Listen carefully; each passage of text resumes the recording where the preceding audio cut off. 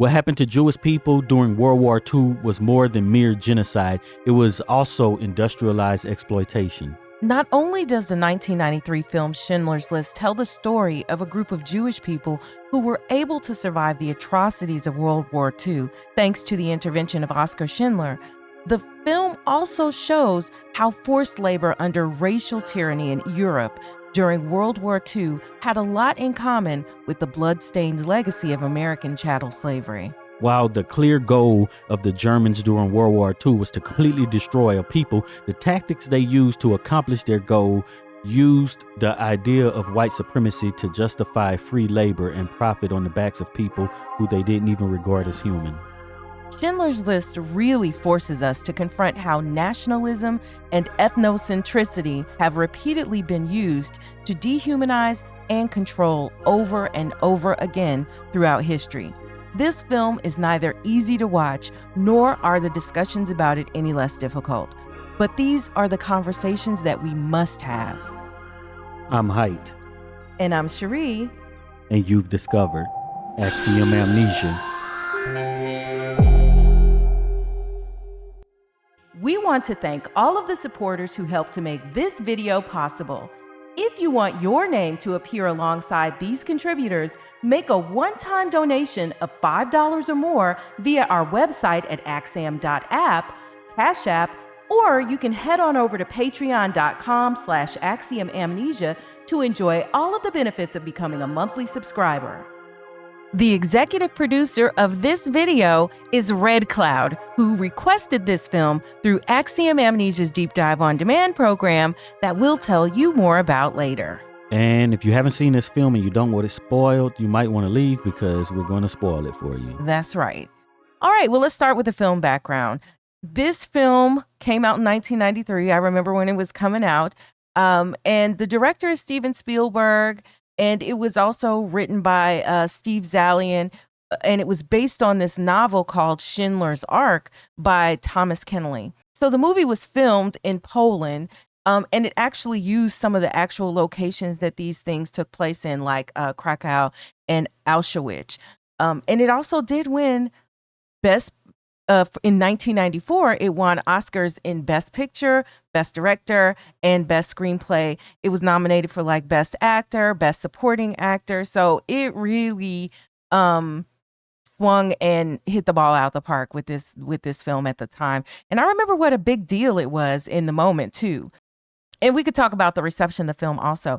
So it was widely praised as one of the most powerful films ever made. Schindler's List did receive 7 Academy Awards, as I just mentioned, a few of them. And it's noted for its stark black and white cinematography, raw performances, and just the emotional impact overall. The film is also frequently used in educational settings to depict the experiences of Jewish people during World War II. Steven Spielberg established a foundation to preserve testimonies from survivors that further centered this film's educational legacy. So other bits of information about the film before we talk even more about the cast and stuff are the film was almost entirely shot in black and white with selective color used symbolically. You know, you've probably seen the girl in the red coat if you're familiar with this movie. Also, Steven Spielberg did not take a salary for the film, and he was calling it blood money, so he did not take a salary.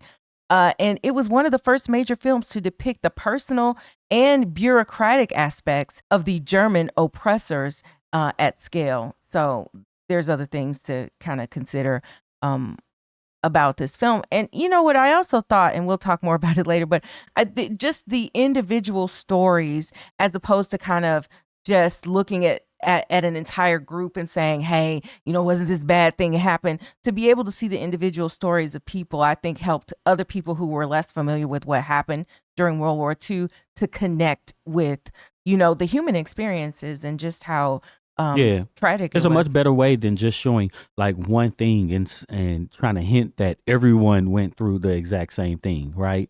Yep. But I think some aspects is that then you still get a limited experience because the ones we tended to see in this film are people who all went through similar experiences, right? Mm-hmm, mm-hmm. So let's talk about the cast. We have Liam Neeson playing Oskar Schindler. We have Ben Kingsley playing Itzhak Stern. And Ralph Fiennes playing Eamon Goth. Emily Schindler is played by Carolyn Goodall, and Helen Hirsch plays Mbeth Davids. And so these are just kind of the main players. There are other people who were in the film. But, you know, what's funny to me about these actors is if you're watching now, like you guys probably know Liam Neeson from Taken. If you're younger, you probably don't even realize all of the stuff he's acted in. He's been around forever. Yeah. So from the movie Taken, you know, where he's like talking to his daughter who gets snatched off. You know, I think she was in a foreign country or something. They have a number of different Taken movies or whatever. But Steven Spielberg selected a top tier cast to portray these different characters, and I thought that was, you know, it just was an amazing cast. Want us to cover your favorite movie ASAP? A one-time contribution of just $50 or more to Axiom Amnesia gets you a deep dive on demand, a 30-minute discussion on any film you choose. It's easy. Step 1, send $50 via our website, axiom.app, where you can pay via card, Apple Pay, or you can pay directly via Cash App at $Axiom Amnesia. See the links below. Step 2, tell us your movie, email, the name you want to appear on screen, and what kind of deep dive you want. General, a specific character, a particular aspect of the film, etc. Step 3, watch your deep dive on demand with your name listed as executive producer. Lock in your deep dive on demand today and hurry. Spots are limited. This offer is not valid for filmmakers or distributors, subject to availability and terms apply. So let's get into the summary of the film. As always, we break it down into Act 1, Act 2, and Act 3. You know, in Act 1, it sort of sets up the story, lets us know who the players are, what's the lay of the land, and all of that. Then you have Act 2, where we get to see what the problem is, you know, what's going on in here, and the problem has presented itself. And then in Act 3, we actually get to see, you know, how this problem is resolved and the resolution of the film, and hopefully the catharsis that as the audience, we get to kind of let our feelings go and be able to exhale at the end of it all. So here's what happens. In Act 1, as we mentioned, the film is set during World War II, and Schindler's List introduces Oskar Schindler, who is this German industrialist, a capitalist, basically. And he's also a member of, you know, that main party in Germany, who arrives in Krakow, this is in Poland, to profit from the war. So he's just a capitalist. He wants to make some money. So he recognizes the value of free labor, and he begins to employ Jewish workers in his enamelware factory through the help of Itzhak Stern, who that's the one that's played by Ben Kingsley, who is this Jewish accountant who uses the opportunity to save others from the roundups that are going on. So to kind of give you a little bit of background, is the film talks about how when the German army got to Poland, it took like a couple weeks for them to basically start taking over. And so when they come in, one of the things they start doing is separating and rounding up the targeted group of people, which in this case, unfortunately, you know, these were people who were Jewish. And so, you know, people are trying to survive, trying to figure out what's going on. And so in the early parts of the film, you do see, you know, people who are like, you know, look like they have money, Right. like professionals, and, you know, they're being rounded into, you know, kind of this ghetto, meaning this area all together. Yeah, so you had that, and you show that, hey, they're targeting this group and they're corralling everybody, but then you have the regular people who aren't a part of the quote party, right, or the regime. Right. So, and they are, you know, bullying folks on the street, treating them bad, you know, like we saw here with people yelling insults and stuff and treating our people, you know, terribly, right, just on the streets, just regular people with also who have no real power, right? So they do that, and then they take the Jewish people, you know, we see them cut their hair, they get branded, right, like Scarlet Letter, you know, with a Star of David.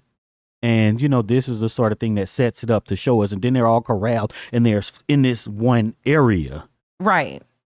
And they're also like, you know, so, and this is the area where they're living. This is before they even start taking people to the camps, right? So they're just put into like one community. So if you imagine if with the town or city where you live, if they just took all of a certain type of people and put them into one area or one community. And it wasn't like you had an apartment. It was like multiple families, multiple people who don't even know each other sharing a room.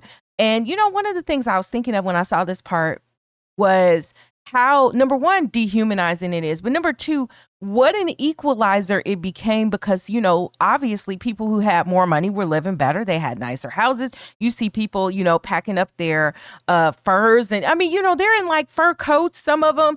And then they're in the same place with a working class person, sharing literally a room, not like, oh, I have an apartment I'm sharing. They came from a nice house, apartment, place, where multiple rooms and fine china and all of that. And now they're in a place that's not nearly nice. And the soldiers, higher ups or whatever, have taken over their homes. And so, we see that. And then Yitzhak Stern, the one who's played by Ben Kingsley, his role here is they have a place where, you got to register. So you get in line and you register and everything, and they get everybody's name and find out who everybody is. And then he's working for essentially this group that has been tasked with assigning housing to all the people, because not only, these people weren't even just from that city, right? They had to report from other areas to come there. And when they arrived to the area, this is now they're being assigned. So it's all of these people. There's not enough space and all of that. And so he's part of the group of, and, of course, he's Jewish too. He's part of the people who have been assigned with, and then you got the people who are complaining. One lady was like, oh, no, they can't do that. They just came in and told me I don't live here anymore. So the thing that made me think about also is, as we look at the world, we look at the changes, things that are happening, if you can read between the lines. And while you're thinking, hey, I have the deed to my house, I own property, I own land.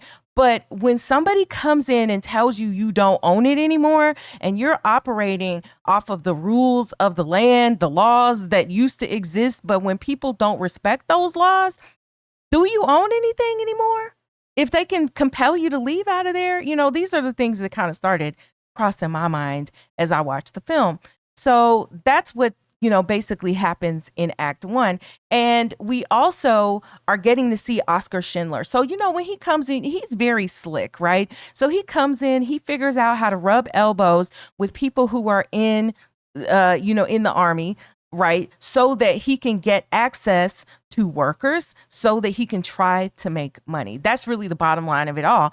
And in looking at Oskar Schindler's story, he had tried a few businesses before. He was not like a rich man by any stretch of the imagination. And he kept like failing and failing and failing, So this was a situation where he took a chance. He was trying to be an opportunist. He figured out which palms to grease with what little money he had. And then he was able to make it work. And, he's got this factory where they make the enamelware. And what was also happening at the same time was you had people who didn't know anything about making enamelware. But if they were considered essential workers, does that sound familiar to you? But if they were considered essential workers, then they were not shipped off to the camps, And so Yitzhak Stern, what he was doing is he was basically putting people to work at Schindler's business, which would keep them from being shipped off to the camp. So it was all sorts of things going on where the folks, they didn't know what they were, necessarily doing, but they were getting jobs that, honestly, they had no business having, but this is what saved their life, right? And so then when we get to Act 2 of the film, the policies of the German, the Germans who are coming through become more violent, more dehumanizing. And the people are forced, like we said, into the ghettos and later into these work camps where they're just subjected to these horrific types of treatment under the guise of labor. Yeah. So they had different types of camps. They had the ones for the ones where they were perceived as enemies, right? Enemies of the state. You had the labor camps. You had transition camps that would hold you for a different reasons, because you may be going to a different type of camp. And you had the killing camps, or the extermination camps, where they were taking people out. And so Schindler's motivations start to shift a little bit as he witnesses the relentless cruelty that's inflicted upon the workers, and many of whom are just treated as being expendable. And so the factory, as I was mentioning earlier, becomes like this sanctuary. It offers this slim chance of survival. Meanwhile, figures like Amon Goth, who is this camp commander, I think it's Ammon. Ammon? Oh, okay. Ammon or Goth. Amon. What Ammon, I think. Ammon Goth. He is one of the Germans who is just terrible. And also, in case it wasn't clear, Schindler is a German too. Although, with those countries there, he was a citizen of Czechoslovakia at the time, but he was German. He was a German.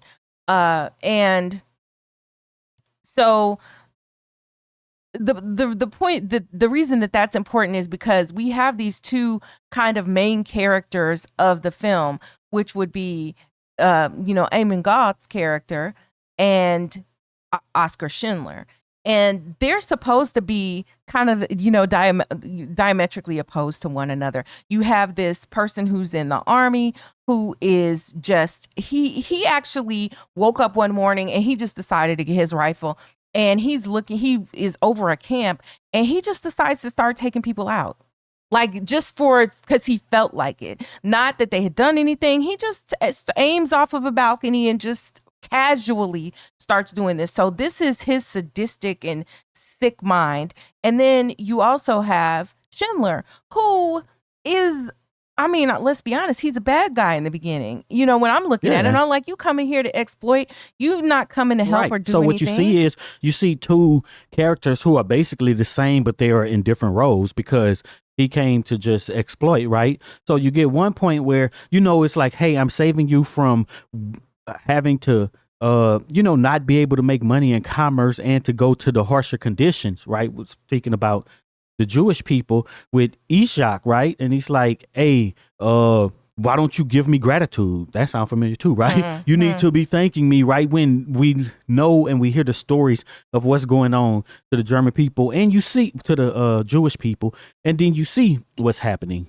right? But Schindler, who is like, I'm going to use you to get rich, thank me for giving you some better accommodations, even though they may not be as good as what was taken from you. Mm-hmm. And let me also just say how he got the money to start his ceramic business, to open up that factory, was from the Jewish people. Okay. He went to them. He said, listen, if you want to be able to be saved, hey, make an investment. And they were like, well, aren't you going to give us some type of ownership in it? He was like, no. Either give me the money or don't give me the money, but this could help you. I don't care. That's how he was acting. And so they ultimately gave him the money because, their hands were tied. They're trying to figure out how to save their lives in their situation, but they gave him the money. That's how he got the money for the place. So he wasn't rich. He didn't come himself. So, ultimately, in the beginning of the film, I'm looking at this guy like, you really are, wild. Now in the documentaries, and they're, talking about the situation.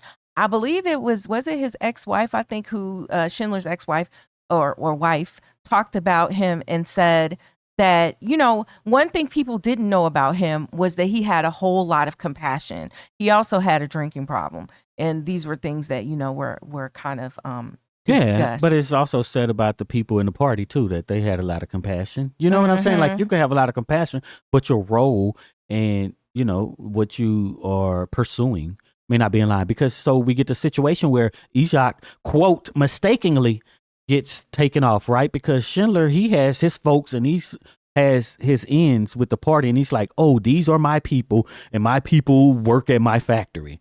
And they didn't always respect it because you got the people who are lower who just don't care, right? So they take Ishak and he's on a train. They sending him off to some camp somewhere. Mm-hmm. And then, Schindler is just like, he gets him off the train and he tells him, what if I got here 5 minutes later? Where would I be? Right. And he's only thinking like, oh, what's going to happen to my business? Which by now he's making money hand over fist with this ceramics business that not he about has. the life and all of that, but the whole, but that's how when you do. I think these are like historical fictions too, right? So now we have a actual character, and then we have something from real life where his wife says something. But when I watched the movie, I questioned it, even though you could say, oh, it was a mask or whatever, right? But what I see is like, did this actual conversation happen? And, it takes a lot to go and try to track down and figure out which parts are or True. fictional and which parts are actually happen. But when I get a scene like that, then I'm like, yeah, that's very little compassion. Even though, we see the arc of the character, right? And he was very uncomfortable, even like when somebody came in who worked at the factory, wanted to thank him. It was this old man who had like one arm. Now, mind you, he's working at a factory with one arm because originally Itzhak was very clever, right? Because he realized, okay, this guy wants me to be the accountant and, work his business. How can I make it work for me and my people too? So he was very clever to figure out how to use it as a sanctuary for people. They didn't care about that ceramic and the quality of it or whatever. He said, I can save some people by getting them to work at this factory. And so when Schindler kind of starts catching on to what the deal is, right? He's like, he had one arm. Don't ever bring anybody in here to, because it made him uncomfortable that this man was like, thank you so much. Thank you, for letting me live here and be here. But what winds up happening to that guy with the one arm, the older man, is that on the way, because they would all walk together from where they were staying, together to go to the factory. And so as they're walking to the factory one morning, it's snow all on the ground and everything. The army comes and they're like, hey, stop and shovel this snow. And they're like, we're going to be late for work. And they're just like, no, shovel this snow because, that's what we decided you're going to do in this moment. So they're supposed to be heading, a group of people. I don't know. It's probably like 100 people, walking down the street together, and they have to stop and shovel slow. And I mean, everybody, the young, the old, and then you even have one with the one arm. Now you try shoveling snow with one arm. So he gets pulled aside, and ultimately they just execute him right there on the street, and while they're shoveling the snow. And it just is like the amount of just barbaric treatment was just difficult to watch, very difficult to watch. But it was just crazy. But what I will say in the beginning is I didn't look at Amon Goth the same as I looked at Schindler, like because Amon Goth was clearly worse. Schindler wasn't going around executing people, but his disregard for the effect in their lives just for his capitalistic gain was just but it's like, wild. so when we have these situations, do we have outs for the people who are a part of it, right? So we get the questions of, how do we get this? We got the people with the disregard for the things that's happening. So, do we say, well, it's just the ones who are in the rows who were doing the most egregious things, or is the collective the reason that this happens? And do they have a part in, the way things turned out? Yeah. And so ultimately other things that happen along the way are that, there was this one scene where there's a birthday party or whatever. And at the end of the party, Schindler leans down and he kisses, was it a birthday party? It was some kind of party. But anyway, he leans down and he kisses a little girl and her mother. He kisses them each. And because he is thrown into jail for kissing them on the cheek, right? Because you're not supposed to, and because they were, both Jewish, and that was against the law.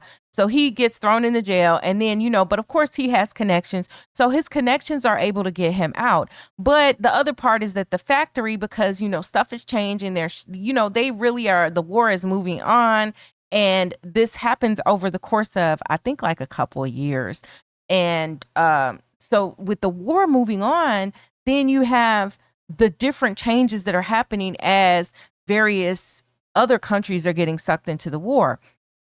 And so now they're at the point where they're starting to just, clear things out, send more and more people to the camps that are actually meant to, get rid of them. And so his business, Schindler's business, is no longer, right? So he needs to be able to figure out how he's going to make some more money, make some more war money. And so he comes up with this idea that he's going to be making things actually for the war. And I think they're making munitions of some sort. I think they were making some shells. Yeah. So they were doing this. So you think they didn't know how to make pottery. They really didn't know how to make any of this, but that wasn't even the point. Because by this time, Schindler's, he's got a heart for the people now. Right. So that's what I wonder. Was it always there, or for the sake of the film, you make it so? You know what I'm saying? Yeah. I don't know. So we probably got to go read the book. Yeah, maybe reading the book would tell you. But it seemed that he had a change of heart. And then they were getting complaints. This is more of a lighthearted thing. But they were getting complaints about their quality control was bad and their shells or whatever weren't working. And they got complaints about him, right? Right. And so the point is, and Schindler makes it clear, he's like that he would be disappointed if anything that comes out of their factory works, because he doesn't want to help them. He doesn't want to help them anymore now because he sees what they're doing. Yeah. But he want that money. Right. So the thing was, he every step along the way, he has to convince the party that what I'm doing is essential and I need my specific workers to make all of this work. Right. So he kind of gets them all in the same camp too, so that, that they can work for him. But then you still have the same soldiers with the same mindsets and everything from other places, right? So they are treating his workers bad, or, well, they're already treated bad, but you know what I'm saying? Worse than Schindler would want them to be treated, right? So we get a situation where, one of the soldiers, because Schindler is like, hey, we're doing this for the war efforts and stuff, and we need to make sure that this is getting done, right? So the soldier goes and he's like, hey, to this one guy, basically, you're working too slow. I can see when I'm right here and I give you pressure, you can make this whatever in, record time, a few seconds. So how come you've been here for hours and you only made 5 of these or whatever? This So then they go and they try to take him out, right? Because he's slow and is contrary to what Schindler wanted, right? So then, but this is one of that situation that people, I think it's a 1911 is the gun he has. I'm just guessing. But it just keeps jamming, and then they don't take him out, and they just end up hitting him. Right. So then it's showing at this stage when Schindler kind of has taken a turn. Now they are facing more egregious acts, right? Yeah. So then you get where, hey, they claim somebody stole a chicken. Do you remember that scene? Yeah, I do. And then and then they were like, oh, who stole the chicken? Who stole the chicken? Right. And they actually go in order to compel, they just start taking out people, right? That this is what they do. So they take one guy and they take him out, and he's right there laid out. And a little boy, because he was literally a little boy, the little boy steps forward and the little boy is like, he says, he starts crying and stuff. Yeah, right? He's like, he who stole it? And he points at the guy that they had taken out on the ground. Was it you? And he was like, no. And then he points at the guy on the ground. And then they were like, this boy is smart. He needs to be. He's an essential worker.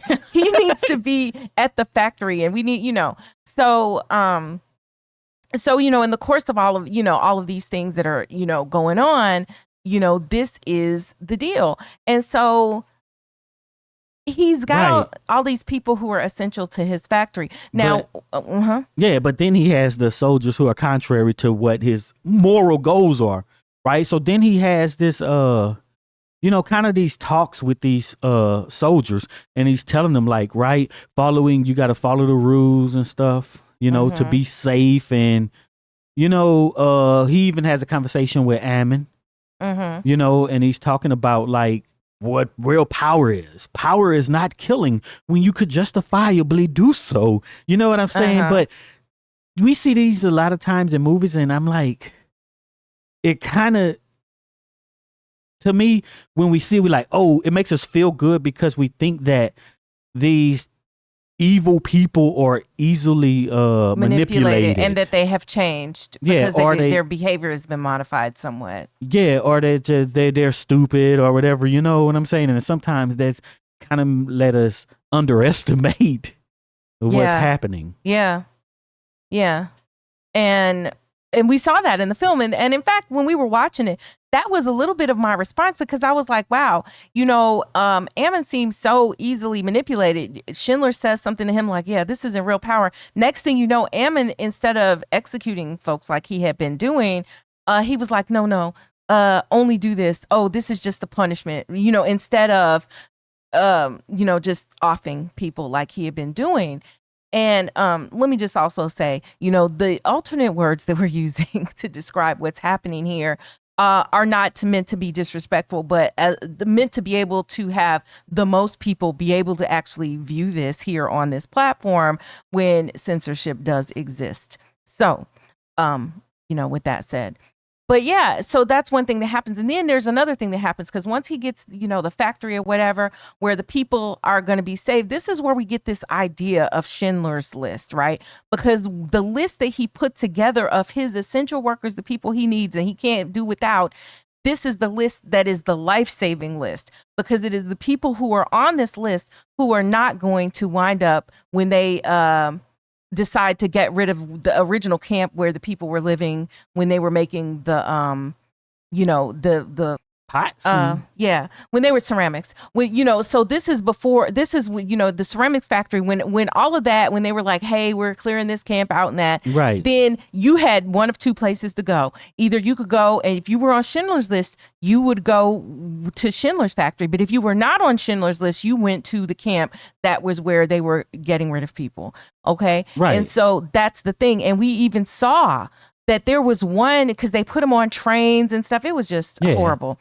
Yeah, so before this, you had, a situation where, things just get heightened, right? So after the whole conversation with Ammon and stuff, then they are just going through the camps, terrorizing, for a moment, because, the shift is happening.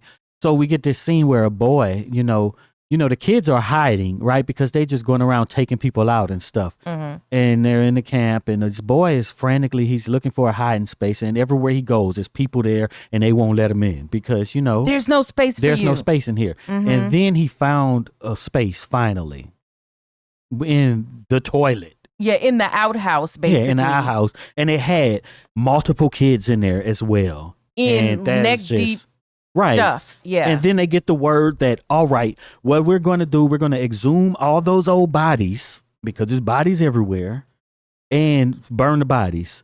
And then that's when Schindler gets the word that the labor camp is going to be shut down. Mm-hmm. Right. And then a list has to be made from his standpoint. Right. And then while they're exhuming these bodies and burning them, we get the red coat. Yeah. Right. And we didn't talk about the red coat. Right. So let's just talk about that now.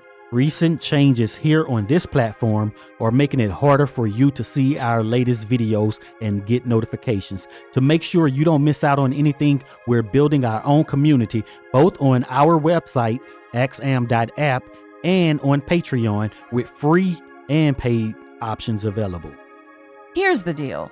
While you can still watch our videos on YouTube, much of our current catalog and many of our upcoming videos will become unlisted and only accessible to our Patreon, axiom.app, and YouTube channel members. We'll be posting links to these unlisted videos directly on Patreon and axiom.app, so you'll be the first to see them, if you're a member. If you choose the free Patreon option, you will still get access to some exclusive content like watch parties, where we watch movies together and give the commentary, and other special videos. But premium paid members will get full access to all of our exclusive content. No new account is needed to join our Patreon. Just log in with your existing social media account.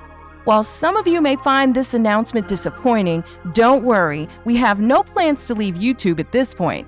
But you guys are our cousins and our tribe, and we refuse to let platform changes tear us apart. So help us stay connected. Join us on Patreon today at patreon.com/axiomamnesia. You can check the links down below or in the comments. So there was a little girl that Schindler saw when they were I think they use the word liquidating the ghetto? the ghetto, right? The first place that they took, that they took people. And so she, here they are rounding people up to get out of there, or mowing them down. And there's a little girl in a red coat. Now, mind you, the whole movie is in black and white, and you see her in a red coat, and she just goes, and then she eventually goes into a building and she hides under a bed. That's the last time that we see the girl alive. But then when there's the part where Schindler sees her. Right, Schindler sees her. He observes her because he's just living life while they're rounding people up. He and his female companion. By the way, Schindler was married and his wife was back at home, and he was out here just getting it on with all manner of women there. He was just a complete I would say he was a womanizer, but he was he was a womanizer. So here he is, he's riding horses. He hired all these women because he liked how they looked. So as his secretary, they was like, which one do you want as the secretary? He had like 20 of them just walking around behind him. Like Schindler was a real trip. And so he sees this girl with the red coat on, and he's just like, and that was the last time he sees her alive. Well, in a wheelbarrow, with the other small bodies, he sees the coat again when they're burning, exhuming and burning the bodies. Yeah. And so we know what happened to her, because there is the bit of like hope that you have that she was hiding and that she would not, meet a terrible end like ultimately she did. And, this makes me think because, I was in elementary school when we read The Diary of Anne Frank. And I think did you read that in school? No. No? Okay. A lot of people read that in school. And I don't know, go to the comments and let us know. Did you read The Diary of Anne Frank in school? But if you didn't, it's a worthwhile read or listen to as an adult. And long story short, it is the diary of a girl as her family is hiding during this time in history. And so she was writing about her life and what was going on. But then, they say there was something over the radio and they were talking about people keeping accounts. So then her stuff got more detailed and organized after that. Mm-hmm. And that's how we get this after, she passed away in one of the camps from typhoid or typhus fever. And having found, right. And so essentially what happened, I don't want to say I think she was in Auschwitz, the most popular. So she went, so ultimately she and her sister met her in the camp, and I think with her mother too. Basically everybody. And somewhere in the last 10 years, like they had figured out who ratted them out. Like the person who they think is the one who told on this family because they were hiding. Mm-hmm. And so it was just crazy. But anyway, I mentioned that because this may be some people's only real understanding of what happened during that time. But this film can give you kind of a completely different perspective. Because if you read The Diary of Anne Frank, this is not the image that you get. This is far more just terrible. And another thing I want to share is that I realized after we watched this, because I hadn't seen the film since 1993. And I say that because I believed that I had seen this film. But let me tell you, I realized I had false memories about this film. It's always like that when you haven't seen something for a long time. Yeah, I realized I had false memories about the film. But I believe that I started watching the film, and because this would have been in the period of time where you would rent the movie, right? And at this point, I was in college also. So this would have been the period of time where you would rent the movie and then watch it. And I'm convinced that I did not see this movie all the way through. Although I had a general understanding. It's 3 hours and 15 minutes. Yeah, it's a long one, okay? But that I didn't see this movie because there were things that I feel like that just would have shaken me to my core, that I would have completely remembered that I didn't remember. And there were things that I remembered in my mind that weren't in the movie. So that just lets me know, like, I had, maybe the stories of what other people said created this memory in my mind about what was in this movie. But I realized I had not seen this movie. So I have to go and say thank you again, Red Cloud, for making me revisit a movie that I was convinced I had seen fully and had not. Had you seen the movie?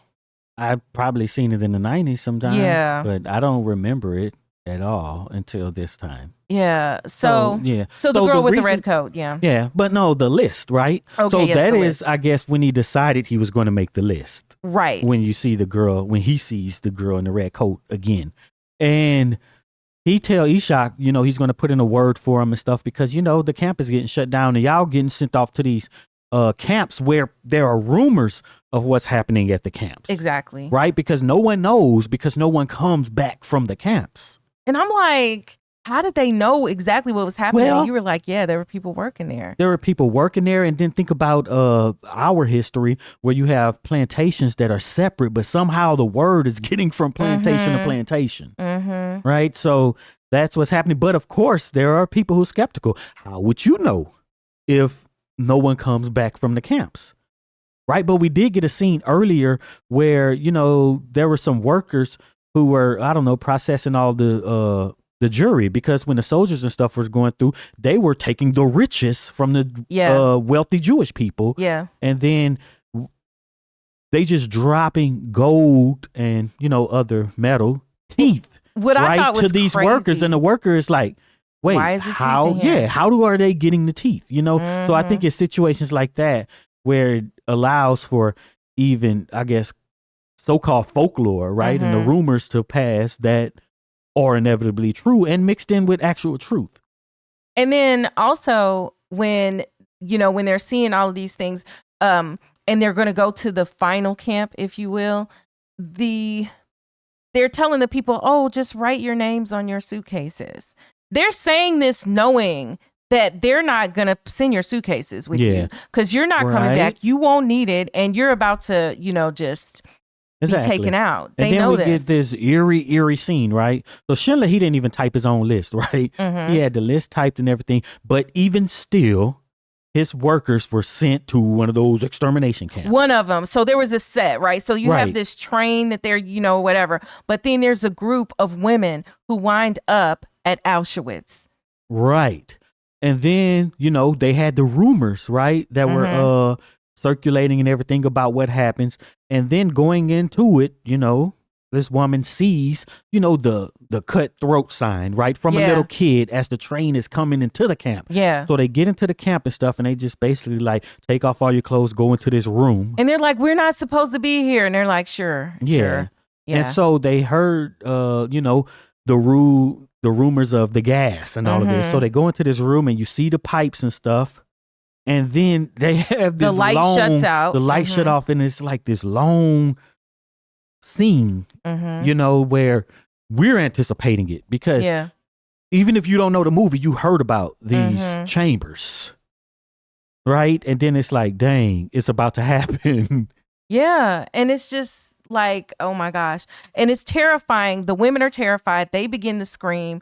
There's a woman and her daughter who you see, who we've kind of followed her a little bit throughout the film. We saw them earlier and, then we see them later.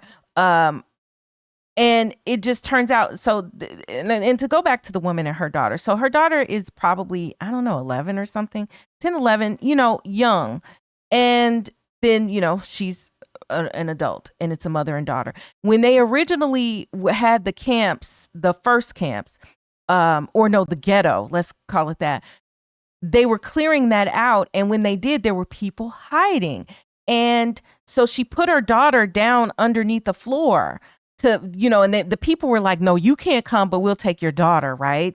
And so she puts her, she's like, just stay here. So she's going to go, she's going to try to get away, and save her own life. And as it turns out, she leaves and then the daughter is like, no, I'm going to go with you. So you see the daughter come running down the stairs, after the mother later. And the mother is outside and she encounters a young boy who is Jewish, but he's working with because they also had people who were, I guess you could call them police, but they were Jewish, and so they were the overseer, right? Yeah.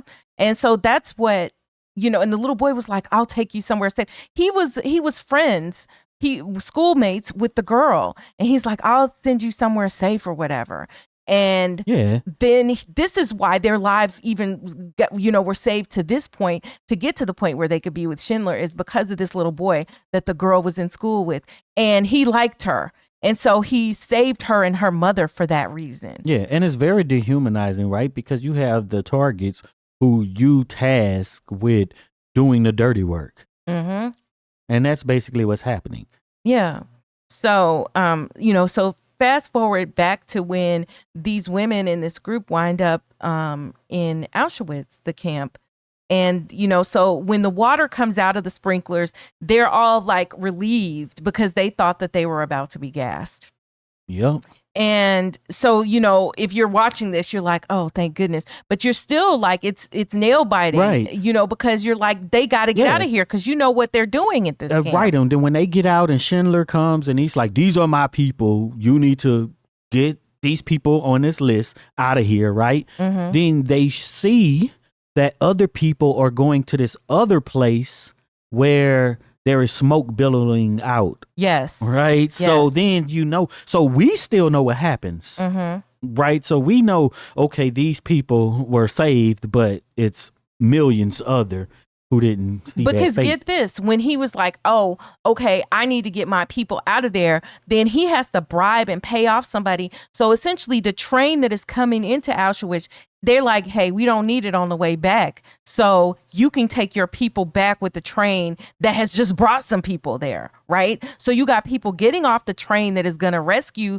these women, the group of women who wound up there that weren't supposed to be there, like anybody was supposed to be, but and they're getting off and they're, walking into to an oven, essentially. Okay.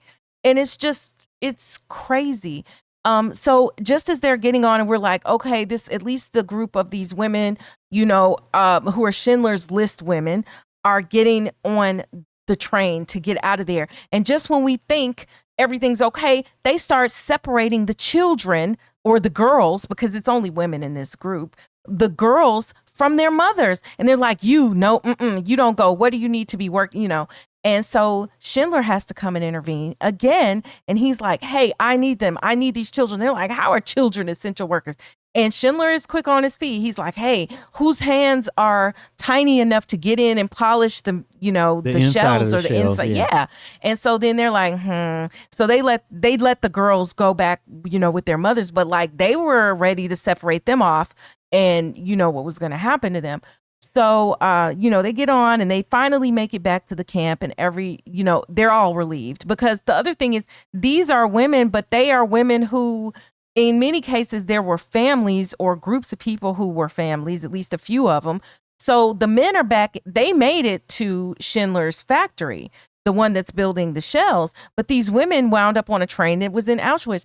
And, like you were mentioning earlier, they were trying to convince Schindler, like, look, we'll give you some people for your, for your play. It doesn't have to be these people, because what do you need these particular ones? They're all the same. We'll just give you some workers, And he was like, no, I need these ones, And so it just was, by this point, you're just exhausted with it. And so they get there and everything's okay. And so then at the end of the war, basically you have Russian soldiers who, show up to liberate this part of Poland. And then Schindler's got to get the heck out of there because he's a member of, that German party, right? And so he's got to get out of there because now he's about to be, rounded up and, whatever. So as the film resolves itself, we see Schindler and all of the people are so grateful for him, and they come out of the factory. And Schindler is there and he's leaving with his wife. And they're like, thank you so much. And then Schindler just basically crashes out at this point in the film. And he's crying and he's like, I could have saved more. I should have saved more. More people, right? Because ultimately what happened with Schindler's List is he paid Ammon Goth money for each person on that list. He paid for those people with all of his riches. So in the end, he had made so much money. Because he talked about how he had enough money where he didn't basically have to work again, right? He had enough for his lifetime. But that is the money that is said to have ultimately spent- free these people. Yes. And there was one person in particular that he had to pay a whole lot of money for, which we really didn't talk about her story that much. But there was a woman who, when Ammon got there, he went and he was like, I need a maid. And we know what that means, right? Yeah. So he went and picked her from a lineup of women, and he brings her. And of course, you know, he is using her in every sort of way you can imagine. And she's kind of afraid, Mhm. right? Because she knows what's going on. She have to be here. She sees what Ammon does and stuff, right? And she's talking to Oscar Schindler about Ammon, right? And what he's done, and that she's seen he kill a man for nothing. Mhm. Right. And Schindler is just like, you are safe, which is crazy. You're safe because he enjoys you. Right. So you don't have to worry about meeting that same fate as these other people, because, you know, the lady that Ammon killed, you know, meant nothing to him. But you know, mean something to him. Right. So, yeah. But the thing was that, you know, the Jewish people in general meant nothing to Ammon, even though she was. And he was right there with her all the time. And you know what was crazy too was when Schindler goes to make the deal with his list, Schindler is like, he had to pay a lot of extra money to get her because Ammon didn't want to let her go. And he was like, yeah, you know, at first he was talking like he was going to take her back with him to Germany and stuff. And you know, Schindler was like, you know, you can't take her back and all of that. To Poland? Or was it Poland? Well, no, I mean, because I thought he was saying when he goes back to Germany, you know, when he goes back where they came from, they were, you know, he was German for sure. So when he goes back to Germany, he would just take, you know, he would take her with him. Like, what, were you going to marry her? Come on. You know, this was unrealistic. And so Schindler sort of said that. And then he was like, well, maybe I'll just take her out back and then, you know, put a bullet in her. Right. And like, that's crazy. He was like, yeah, I'll just do that. And then finally, he was willing to let her go for a lot of money. So this is how Schindler's List, this is what he did with the list. So fast forward to when, you know, the war is over and now he's got to flee. He's crashing out because he's like, I could have saved more. And he has this whole breakdown of how he could have spent more. He was driving a nicer car around and how much money he wasted and how, you know, he was looking at a car and he's like, that could have been this many lives. This is this many lives, you know, and he's freaking out because of all that he's seen. And, you know, he finally leaves. And then you get that saying, whoever saves one life saves the entire world. Yes. He who saves one life saves the entire world. And I think that's what they engraved on the gift that they gave when he was leaving. Yeah. They took someone's metal teeth, right? And made a ring and engraved it on the inside of the ring. This is what it said. And so, yeah. And so he drives off into the sunset and he leaves. And then, you know, the next morning when all the people who were at the factory wake up, you know, they see the Russian soldiers and the Russian soldiers are like, hey, you know, you can go over here and get some help to this neighboring town or whatever. And they're free, right, from this point on. And so then at the end of the film, we see the real people who they call the Schindler Jews. Who were yes. And they come up and we see Oscar Schindler's gravesite and they each come up in there, you know, commemorating him at the site. And Steven Spielberg said that it was really hard to get everybody to come there. And then, you know, many of the survivors also didn't want to watch the film. You know, a lot did and wanted to talk about it and, you know, tell their stories and not let that die. But it was just very touching in the end to be able to see because they gave a statistic at the end. But essentially the deal is the number of people who Schindler saved that's more than the number, I think, of Jewish people who were in Poland at that time. So I feel like he saved about 1,100 people. I think it was. What do you mean more than the people who were in Poland at that time? In 1993, there were fewer than 4,000 Jews left alive in Poland. There are more than 6,000 descendants of the Schindler Jews. So how many of them went to what is now called Israel? I don't know, but a lot of them did. Yeah. A lot of them did. So that's what happens. And that's what we see in this film. Know someone who's obsessed with movies? Surprise them with the ultimate gift, a personalized 30-minute Axiom Amnesia deep dive on demand on their favorite film. For just $50, they'll get exclusive insights and see their name as executive producer. Get yours today at axiom.app. You know, when you watch a film like this and then you get to the end, it's kind of like there's so much to unpack, you know? There's so much where you're just like, oh my goodness, what in the world did I just watch? Because you can know a thing and know that people died in a situation, but when you see how even just some of the examples, and let me tell you, the people who were there said that the film didn't even tell you how bad it really was. Oh, yeah. So, you know, and this is something I often think of when, you know, I think about our history with, you know, enslaved Africans in America and what that was. You know, the films that we watch and the depictions, it was worse than that. No doubt. Yeah. It was far worse than that. And we can't even take watching it. Imagine what it would be like to live it, you know? So what were your initial thoughts on the film? Did you feel like it was a good movie? Yeah, I think it was good. Mm-hmm. Me too. Yeah. Well, the thing with these is about whether kind of, you know, study history so you don't repeat it, right? But it also, you know, it tells you about the past, but it can also tell you about the future because it's going to get repeated. And that's what just tends to happen over and over, that we don't learn the lessons of the past, right?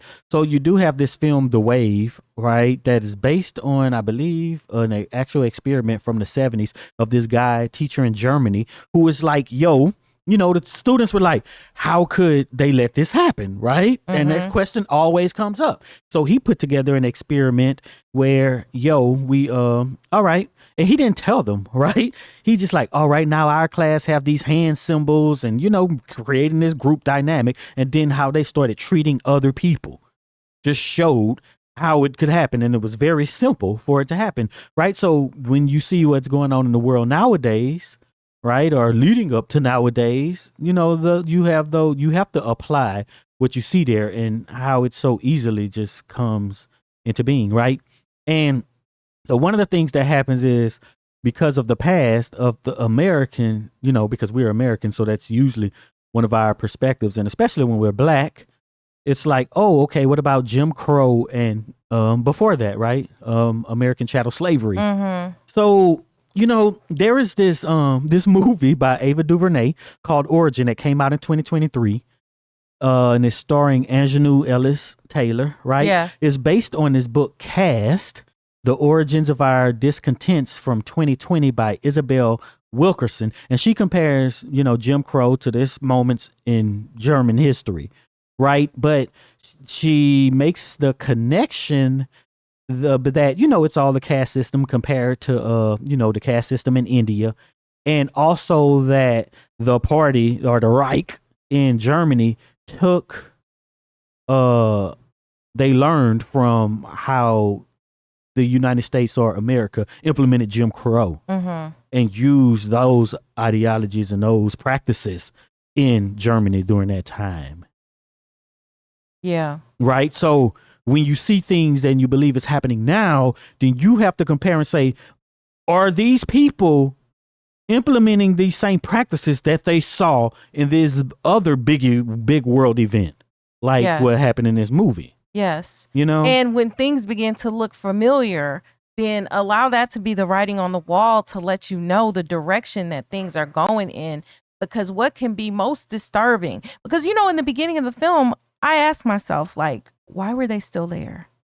Yeah. It took 2 weeks for them for the German army to take down Poland, because this, you know, is where this is going on.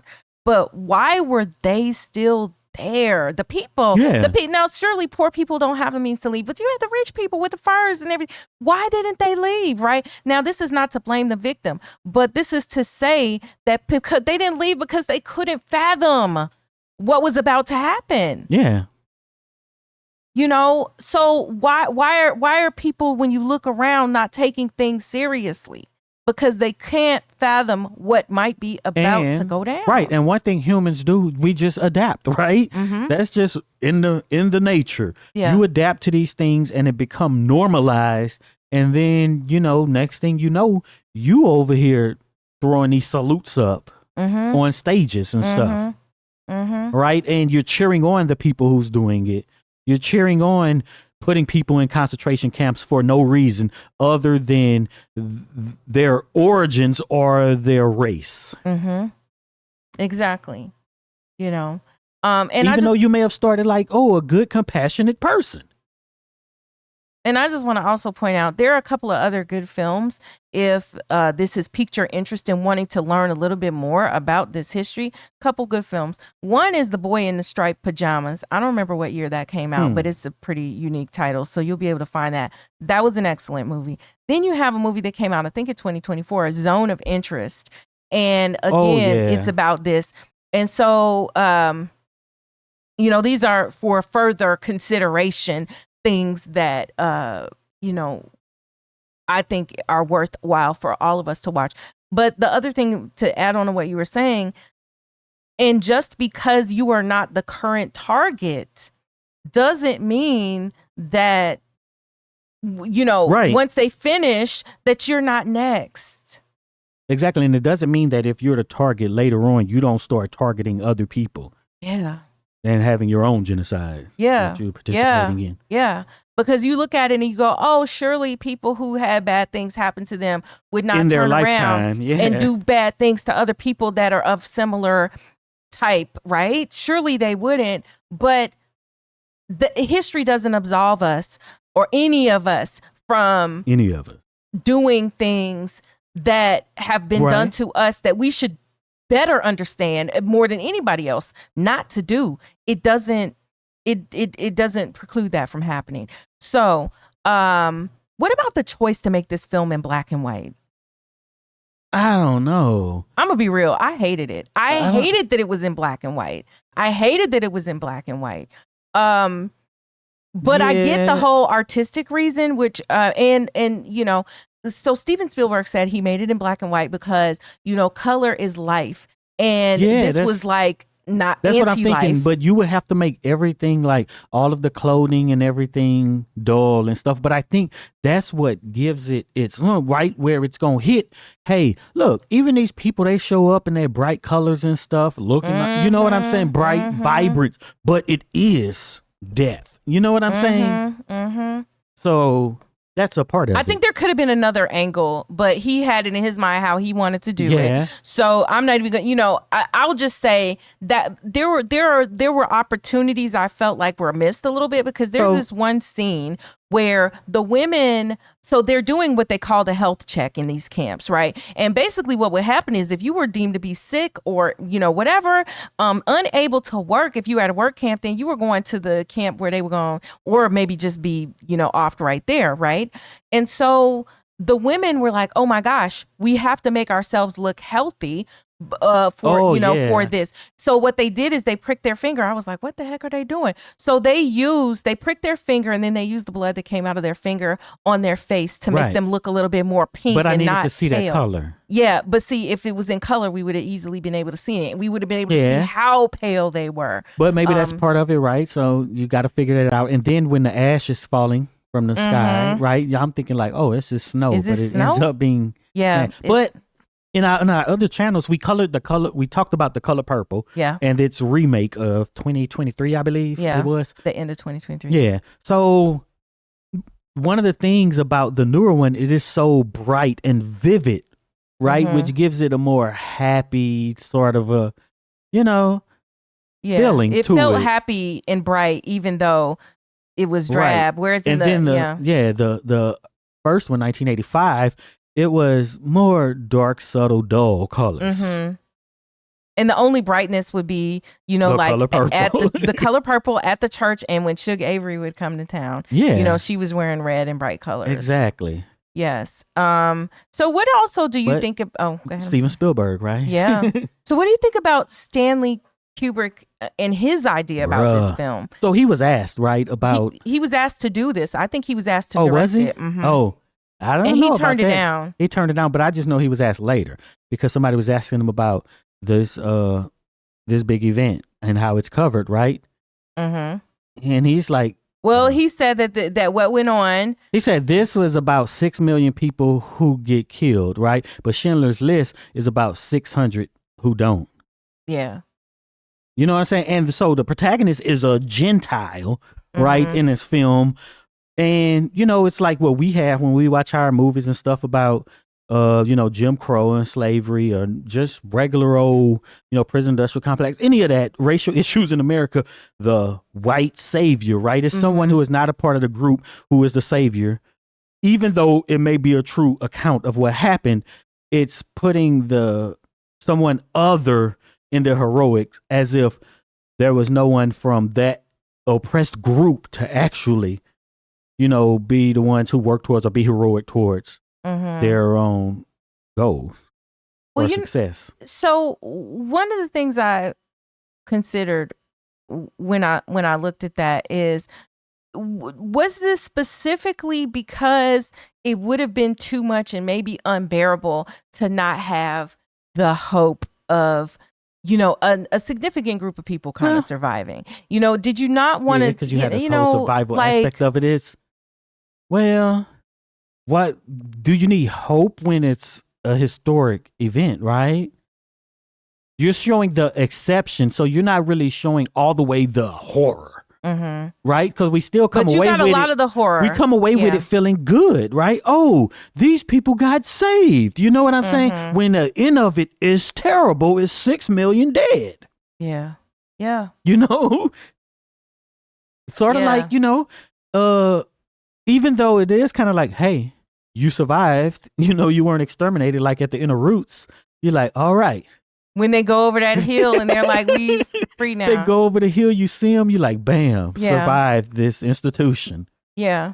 But let me also say that, to my knowledge, I don't think you ever hear people who are a part of this group suggest that they don't want to hear anything else about this event. Yeah. And they don't call it trauma porn. And you know, even if they choose to not watch it because maybe they lived it, right? Because there were people who say, hey, look, I lived this. I really can't bear seeing it, but I support the film. I want people to know what happened. I just can't live it again. But I don't know that further generations were like, I'm, you know, disregard. Yeah, we passed that. And so I think that I find that interesting. Yeah, but because I find so it's also that, hey, you know, certain situations in American history, don't show it on film. It's too many films like this, right? And then when a certain group is like, don't teach that in schools either. You know what I'm saying? Then it seems to be double thinking that, wait a minute, it needs to be taught. But if you just remove things from your actual art of the culture, then, you know, you miss a whole bunch of people. Because I know many people who say, hey, I was never taught this in school. There's so much that they don't teach us in school. They ain't talking about this. So if that's the case, then why keep it from the arts and entertainment per se too? Right. Right. How is anyone ever going to know about it? Especially at a time where things are being erased from history. Yeah. Read between the lines on that. Things are being erased from history. And I was just watching a TED Talk. I forgot who actually did it. But the woman was talking about how, like, you know, even things like, what is it, the Wayback Machine, Wayback Machine. You know, an internet archive, the way that you can know what happened in the past is being obliterated, if you will. You know, so there will come a time where, unless people are archiving this stuff, the purposeful deletion of things that happened will no longer exist. We think we'll be able to, all I gotta do. Not me. It was a TED Talk because I listened to it while you were asleep or was watching it. Yeah. So, but you've talked about that too, you know, and it reminded me of that discussion, but it's all connected when it is in the interest of people who seek to control to not want you to know what actually happened. Yeah.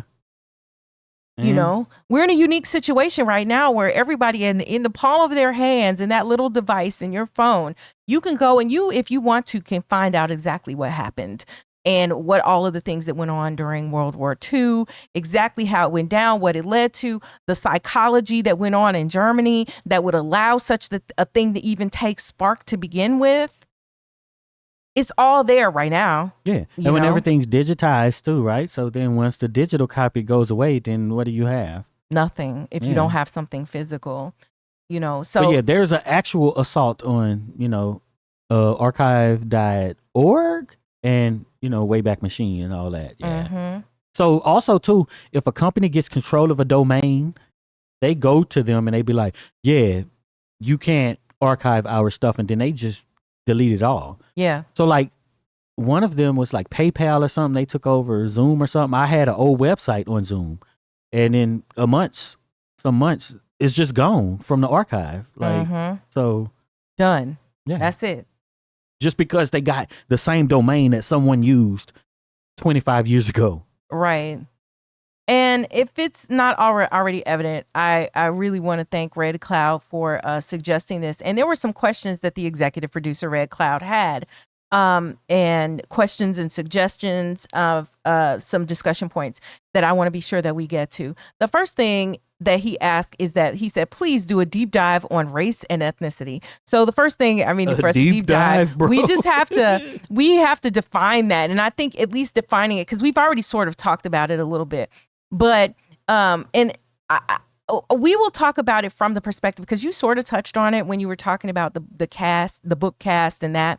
Yeah. But we're talking about it from the perspective of here in the U.S., because we also should understand that that's not the way that the rest of the world sees it exactly. But race versus ethnicity. So in the U.S., race is going to refer to a group of people who share physical traits such as skin color to hair texture, eye shape, and such, based on some common ancestry, right? That common ancestry is broadly related to geography. And this is something that, a professor at Yale University, Grace Cow, said. And so, like, she gave the example that, for example, white people can generally trace their roots back to Europe, whereas Black people can generally trace their roots back to Africa. So that was her example of how race is like in the U.S., how it's, the idea of it. And then we have ethnicity, right, which refers to a group of people who share a common history and culture. It's sometimes, but is not always, correlated to national origin. For example, a person might be categorized as racially Asian and ethnically Chinese, but this understanding of ethnicity would not apply in other parts of the world. And that's what I meant, because, like, for instance, where in China, there would be some more specific things to talk about the ethnicity of that person. Whereas in the United States, it's kind of defined a little bit more broadly. But the important thing to remember, and we talked a little bit about this related to Sinners, the movie that we have recently discussed and that everybody is just chatting about. But the idea that even in the United States, what we would call, first of all, let's talk about that. In the United States, on like forms and stuff, I think they said they have 7 racial categories. You have Black or African American, you have white, you have Alaskan Eskimos. Yes, you have Alaskan Eskimos or Native Alaskans. Then you have a Native Hawaiian or other Pacific Islanders as a group. You have Asian as a group. And so, I'm sorry, there were just 5 of them. And so what you find is on those forms, you notice that it doesn't say Latino, it doesn't say Hispanic, right? Because those will be considered ethnicities. But what that does is it makes you think about all of the different groups of people that we're aware of and what categories and boxes that they might be checking. And in the past, historically in the United States, people who were Irish, people who were Italian, and Jewish people, which relates to this film, were not considered white, right? But yet now today, they would be considered white. Right. And the reason, you have those forms like that is because of the inequities that were in the United States based on race. And now for terms of data, equity and inclusion as well, right? That they added these to ensure that companies and governments and stuff were doing what they were supposed to do to make up for the BS that, was happening in the U.S. Right. So, there's always confusion about that to say, oh, this shouldn't be on forums, but you got to go back to why they but why it became a thing in, post civil rights. Whereas now they'll probably keep it on the forums so that they can just know who to accurately, target, right? So this is so that's the rub on race versus ethnicity. We know most of y'all probably know that, but we wanted to cover it because there might be a few people who don't, and just wanted to have that. It's never bad to revisit an actual definition. Another thing that Red Cloud brought up was the idea that the people, the Jewish people there in Germany, the Jewish people were treated almost the same way as that Black folks were treated, during chattel slavery in the United States. And when you think about the exploitation of their labor, that is very true. They couldn't leave. And what is chattel slavery? It really is a form of slavery where the people are considered to be like the personal property. Yeah. But so that was so from the movie, we see that is a way out, though. I would rather go into the labor camp than go to the extermination camp, right? So there's a big difference, right? When one is needed or wanted for the terms of labor, and one is just like, you should not exist.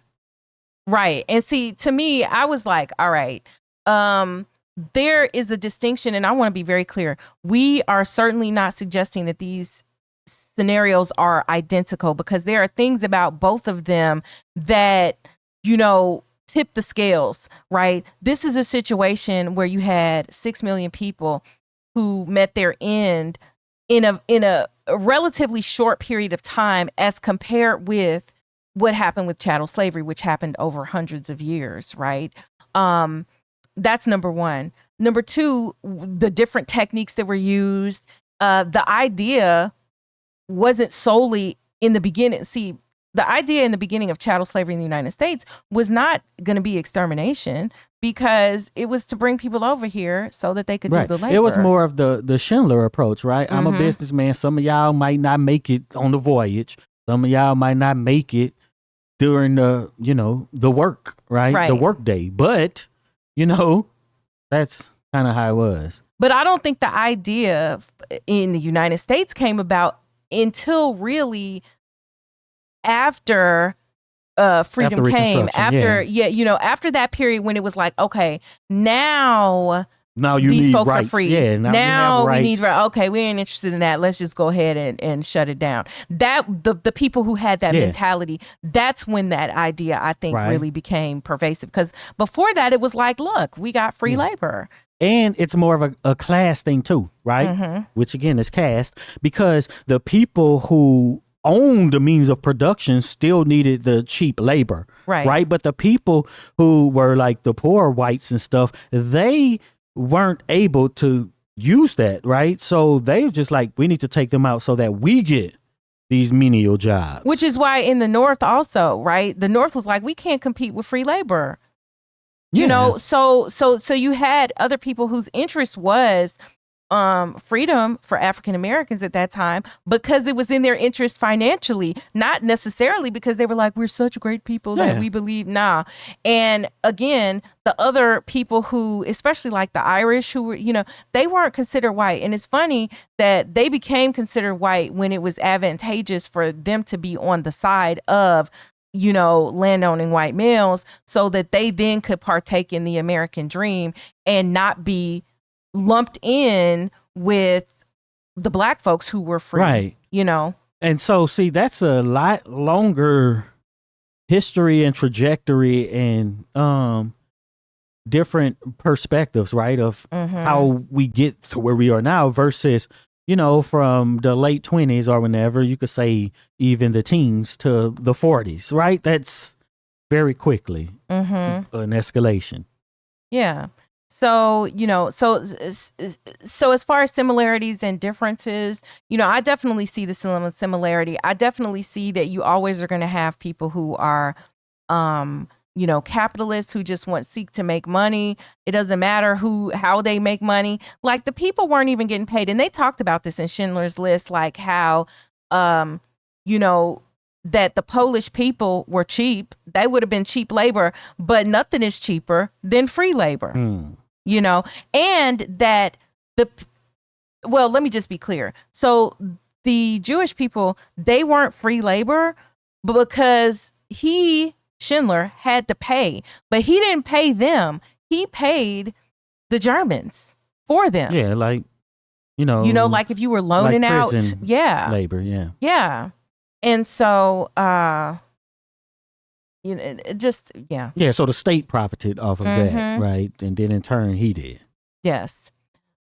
So, I also just want to kind of delve a little bit more into the characters. First starting with Oskar Schindler, like he was initially, again, you had pointed out that he was the protagonist, but he was initially driven by greed and ambition and all of that. He was this businessman. He wanted to profit off of war. And he just saw the people as like a source of free labor, useful but disposable, right? And then over time, exposure to their suffering sort of transforms him. And, he evolves into this man of conscience, and he's risking it all to save, like about 1,100 people.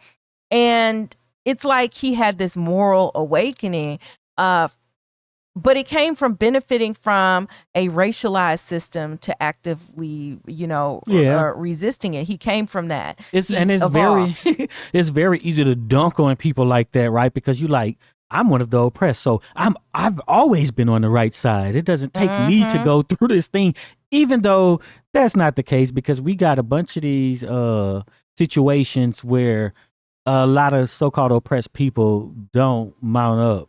You don't stack up morally on where you should be in this day and age. And his story, Schindler's story, it really does complicate the idea of this savior by showing how even supposedly well-meaning people and figures are implicated in oppressive systems until they choose to do otherwise. He had to make the choice and ultimately put his money where his mouth is and risk his own life, because if they found out or figured out, like, he could have been executed. Right. And who's really willing to risk their own life? That's part of it. Practically nobody. Right? It's like, I will allow 6 million people to go, but we have this thing where that is our whole being, is to survive. And to risk that, it don't matter how many other people go. You know what I'm saying? Yeah. For most of us. Yeah. As long as it's not me. And that's the scary part. Yeah. And then if we on the flip side look at Amon Goth, who was the antagonist clearly in this story, he is this embodiment of this white national ideology, really, in this film. And he sees the people as like not even human. They're unworthy of empathy or any type of dignity. And he just lives in comfort while he orchestrates all of this horror. And his character just reflects this dangerous blend of like cruelty, because something was wrong with his personality before any of all this happened. Let's just be clear, because anybody who could do those things, I don't think you just blame it on the system and the war and all of that. No, he was crazy before that. And then we also have that compounded by the bureaucracy and the ideology that was being pushed in Germany at that time. And it was just the perfect storm to create this just savage of a person, this evil person. I was trained by the United States Marine Corps. Yes. And that's straight attempted brainwashing, right? So I can see how you can become this. Once you buy in, right? There's this, they were like, blood makes the grass grow, kill, kill, kill is something that you constantly chant. You know what I'm saying? So if you're just thinking of it as something that should be, cheered, embraced and all of this, then I don't see how, if, you get an order, be like, take these people out. Your people are happy to do this. That's what they want to do. Right? They have this mantra of get some. And what do you think that means? You know what I'm saying? That's sobering. Yeah. So a lot of people are like that, and we see how a lot come out on the other side, though, right? Too. But you need that so that even if it's, let's say, a so-called lawful war, you need them to be able to do that thing, and it has to start with the basically taking away of that compassion. That's so hard, because I think anybody who's had time to sit and contemplate what you think you can actually do, like, do you think that if you were in a situation like these war situations or whatever, do you think you could get the job done? Do you think you could do it? And, when I listen to other people talk about their assessment of themselves in these stressful situations, and what they would and wouldn't do. Oh, you just had to kill me because, like, I'm immediately turned off because I know that they are completely unrealistic. And, my attitude is that I want to get away from people like this because I feel like they are not, and there's no reason when you are fully grown that you're not in touch with your own weaknesses. And I'm not saying you got to admit that out loud, but, imagine if something is going on and you got people who are like overconfident in a way, but they're going to fall down when it comes where the rubber meets the road. I'd much rather a person who at least seems like they're contemplating and a bit hesitant about the weightiness of what is happening. Not the person who's like, yeah. And, you get in the moment, they can't deliver. Yeah. So like there's these situations, you find yourself in a situation, right? So if you go, to the military, like these people were already in, you find yourself in a situation and you really don't I don't like to sympathize with the cops and stuff, but you really don't have time to think about that, right? So let's say a real example, I'm somewhere and we know of the situations, right or wrong. I'm in another country. Some people are coming towards me and I know that they have, they could have something strapped on them, right? And they wear long garbs, right? And you can't tell. What do I do if multiple of them are coming towards me personally? Do you just say you just shouldn't be there? You shouldn't have been there. You know what I'm saying? But I'm still there now. Kind of how we always find ourselves. Then, okay, you could try to mitigate it. Stop, try to. Did you know point these at things them. about yourself before you went, or did you find them out? What do you mean, no? Like, did you know what you would do? Well, I guess you do what you're trained, right? You know what I'm saying? That's the whole point. You know what you do because you trained to do the things. Right? So then you just have to decide, because you have the thing of the training. All right, so if this happens, then you kill, right? But personally, you can make the assessment that, well, I don't need to kill right there, right? Because this happened to me too. You have time. Because I was in a situation where, you got your escalation, you wave a flag, pop a flare, the next thing you do, bam, kill. You know what I'm saying? And I'm like, ain't enough time to pop a flare. I wave the flag. This big truck is just barreling. Like, I don't know why they were going so fast, right? And if you see that, you think there's something wrong. Yeah. I don't know why this truck is barreling towards me. But, I'm holding my rifle and then I'm like, maybe it's just that they don't see that I'm pointing a rifle at them. So I actually held it over my head so that they could see it. And what did they do? They stopped. Yeah, but I didn't have to do that. You know what I'm saying? Right. The rules said that you should just go for the gusto. Yeah.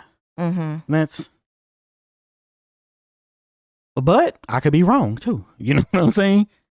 So it's some risk. But the point is that these people are in these situations and we all could just be like, yeah, it's just so easy not to. You know what I'm saying? And what happens to you if you disobey these orders coming from the Fuhrer, right? Right. You got to think of that. You're going to be over there with the people who are, being taken out. Because it's not tolerated. Right. And so that's another why you sign. have to present it. You have to prevent it from even That's getting another to that point. sign. When you see zero tolerance for anything, like when you see criminalization of things that were not considered criminal in that way. It's criminalization of following the law. Right? When you see that, there's problems. there are problems. I really hope a lot of y'all listened to this and got to the, because if you need to read between the lines. You need to go and you need to study what happened then. And then you need to start watching what's going on in the world. Yeah, because a lot of these situations happen in all kinds of places, right? So I was looking at stuff about, Yugoslavia. Mm-hmm. I looked at stuff about, Rwanda and all this stuff, because it comes in different ways, right? You can't just say, oh, this other thing happened, so it's going to be identical to this other previous thing. These situations happen a lot. But one of the things that you always see in common is that the people who are doing stuff, they stop the ability. Well, they control what the messaging is. Yeah. They take control of that quickly. So everything that's like a newspaper, any type of free speech, any type of anything, you cannot be saying and doing anything that would go against that group. Yeah, and the idea that there is some court that is going to mitigate that is out the window. Yeah. And it's always like a villain or a group that they're telling you need to be worried about. That is demonized. Yeah, always. And then that's the group that starts getting rounded up and things. So, yeah. So, all I'll say is just, it sounds so trite to be like, do your research, because so many people say that and they don't even know what the heck to do. So again, one place you could start is just simply finding out what happened with Germany in World War II. Yeah. And if you look at what was being told to the people, they got a lot of, on YouTube even, a lot of documentaries that talk about the psychology of what happened at that point. That would really be more useful to you than being able to memorize, well, they took over this place at this time or whatever. And if you come at it from the angle of the United States, what I found in history is that the problem is that the United States really only focuses on Pearl Harbor. You know what I'm saying? Like, we care about what happened with Pearl Harbor, and then we get into it, and then we go down the whole path of, bombing Nagasaki and using the atomic bomb. Yeah, and skipping over, what was demonization, the concentration camps, and then the atomic bomb, right? That was led to that and being acceptable. Right. So, but yeah, so the 2008 movie The Wave, and it's in German, but I think it's subtitles if I remember correctly. But I watched it. It might even be dubbed by now. Who knows? 15, yeah. I don't even know. But I watched it a long time ago. So yeah, but I think that this movie is worth everybody's watch. It's readily available in a lot of different places. I know they've shown it on TV before. Steven Spielberg said that he does recommend that you be at least, he told the girl who starred in the film as the girl in the red coat, he told her she needed to be 18 to see this movie. What? And she went and she watched it beforehand, and she was just all distraught and messed up from having watched the movie. I don't think 18. I think probably, as long as you can start understanding some things, maybe 12, 13. Really? Like, so for me, it's that some of the sexual stuff in there is a little bit heavy for the younger people. But I don't know. Is that a mistake to put that in these films? Well, I asked you about it because I felt like, so nudity alone, no. And I think that in certain situations, it makes sense, but some of it was a little gratuitous. I don't know if it's needed. Like, I don't think it was really needed, but yeah. So if you have young people you wanted to show it to and stuff, just be aware there is nudity in the film, multiple scenes of nudity. Obviously, there is a lot of violence in the film. Although from what traditionally is our viewer base, we watch a lot understand hood films, all that, it's got that kind of stuff. So and then you should be watching Roots by the time you can understand language. Yeah, Roots just need to be a staple in the community and you just need to watch it once a year. Go ahead and hit it up once a year. And but Roots, and I mean the old Roots, the 77 Roots, not the new Roots. not the 2000 Uh-huh. whatever roots. But yeah, so again, I want to thank Red Cloud so much. Number one, Red Cloud has supported us so much with these different deep dives. We appreciate him so much. And so I want you guys also to thank him in the comments for being the executive producer and making this video on Schindler's List happen. Because honestly, I don't know that I ever would have covered Schindler's List. I don't think we would have. Yeah. It just wasn't something. I mean, you know, I'm aware of it, but it just wasn't part of my focus. I'm glad we refocused. It's definitely a time such as this that we need to remember what went on. And so we appreciate it so much. Yep. And if you made it this far, type history repeats in the comments so we'll know you're one of the real ones who stick around to the end. And be sure to check out one of the videos that's on the screen right now. And also go to axiom.app and you'll be able to find all of our recent videos in one place, and you'll be able to get links back to YouTube so you can watch them here.